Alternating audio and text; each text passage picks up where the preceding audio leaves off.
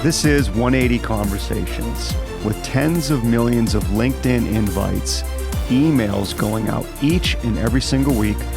What are you doing to sound different? It's all about engaging your prospects. But to engage your prospects, you're going to have to think different and you're going to have to sound different. Let's go. All right, Dan, we've got another 180 conversation, and this one came to me a couple weeks ago, and it said, "Hi, Kiley. Thanks for opening the email. I appreciate you taking a few seconds of your day to read this. I'll be brief. I'm currently conducting research on the coaching space to get a clear understanding of the struggles most coaches go through. So here's the question. What has been or is your biggest challenge as a coach?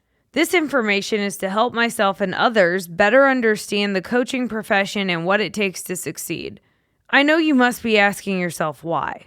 To answer your question, I'm conducting these interviews to get a better pulse on the dynamics of the coaching industry.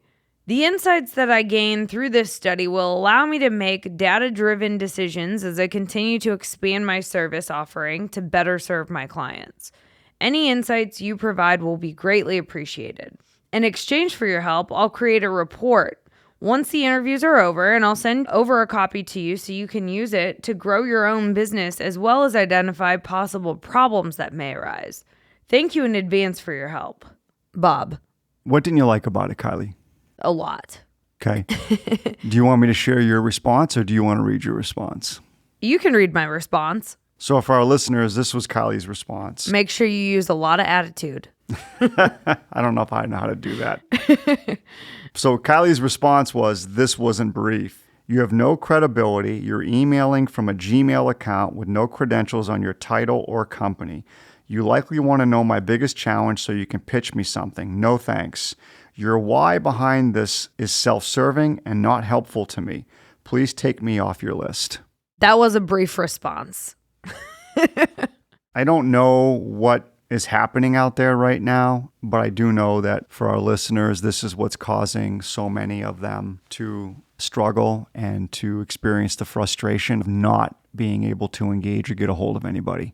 And that's why 5 years ago, it took about 6 to 8 attempts to get a hold of somebody. And that now has doubled and is moving on tripled the amount of attempts to get a hold of somebody. And it's because of this stuff that's occurring left and right. And I'm not even sure what the value is, why it's being sent, who's behind it, what are they really trying to get out of it? I mean, it's gotten to the point of just being ridiculous. Yeah, I mean, there's no email signature, so I have no idea who this guy is, what his business is, why he's researching coaches, and coaches is such a broad terminology. Coaching is not an industry.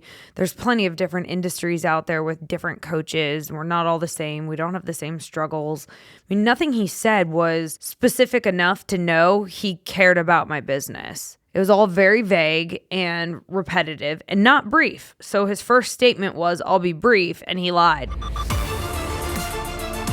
If you're ready to get uncomfortable and level up to high performer status, find out how you can change the conversation by sending us your sales outreach via email or voice recording at podcast@lapin180.com.